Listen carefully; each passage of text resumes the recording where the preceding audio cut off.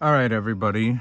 I decided to make a quick video about how to get the dash out. This is a 2013 Navigator, same from 07 to 14, and this will most likely work with the Expeditions and maybe even the F-150s. So this dash had the passenger airbag go off, mounting tabs. Over here, there's supposed to be a support, and over here it's damaged and it's also cracked over here, kind of causing it to buckle upwards. So this dash is pretty much no good to get the replacement airbag in it. So replacing it, the whole steel frame of it has to come out. So I'm gonna show you on the donor piece where all the bolts are for it. To get to these bolts over here, the A-pillar trim has to come out. Then there's two bolts down here. Of course, you got, I have the center console removed to get to the SRS module that was also involved with doing this. So you'll have to get that out to get to the bolts on the bottom of this. You'll have to get these two bolts out. The airbag will not have to come out. The steering column does. Let me show you on the other side over here. And I'll show you over here. One bolt here, one bolt here. We're on the, on the passenger side. One bolt here. The reason why you cannot take just the dash piece off of the steel, unless you want to break it, taking it out and putting it back in, is there's this bracket here. Then there's this bracket here. Those might be the only spots. Let me take a look over here.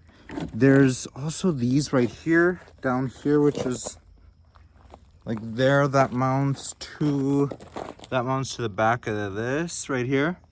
So anyway, these over here, they have bolts on the back side of it, and of course the windshield, the firewall is in the way.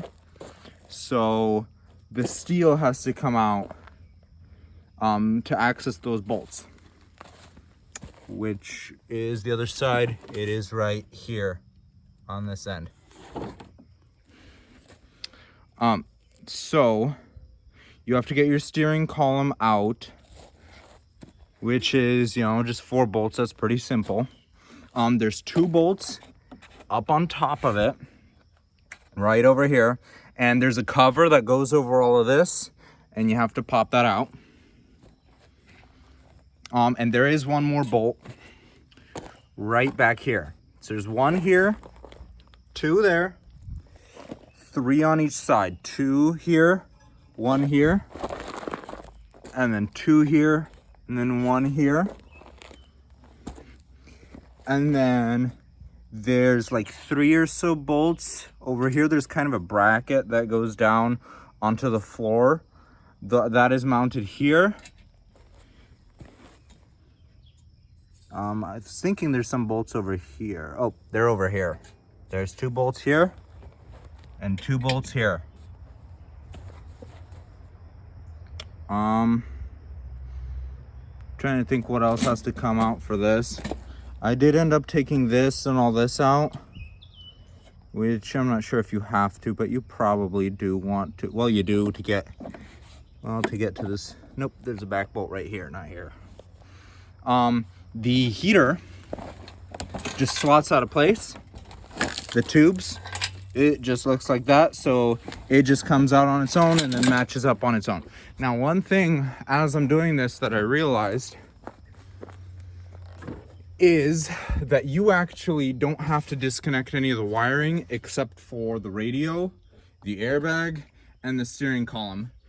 And you don't even have to take the steel out, because once this is loose, you have access to these rear ones, which are right here. The same on the other side. You have much better access to all those top ones. So once this steel is loose, then you can take the cover out, the dash pad, and then put the new one in, and then you can bolt it up. So it is much easier to loosen, loosen 9 plus all the little ones down there. Loosen all these bolts, get it loose. It's much easier to do that rather than trying to figure out how to get to these or trying to break them off and, you know, having it fit in more loosely or whatever. Much easier to do this than to do it with it on. And you do not have to pull this out. That means I'm not disconnecting any of that wiring. It's just gonna come off the steel while the steel is in the car, and it stays on there, and it stays loose until we put the new one on. That's pretty much it. Just know that when an airbag blows on these are technically, these dashboards are designed so the airbag can blow without damaging the dashboard. But of course, you know, that's not guaranteed because this one has broken all around the edges and trim because there's those two. Let me show you on the broken airbag over here. And that airbag, by the way, I'll show you how that comes out too. That has 4 bolts on the bottom of it, which you get to from the glove box area. So you unbolt it, and then it has these clips. So you have to gently either pry on these with your hands, or the rest of it will just come out on its own. But this has doors that open, and when this airbag blows and these doors open, it presses up and breaks the trim around it. This one's so broken that the whole, you know, this piece over here, this support has also cracked, so this dashboard would also kind of be sagging and wouldn't sit straight. It also does break the vent, so you may have to replace your vent too. Hope this helps somebody out. See you guys.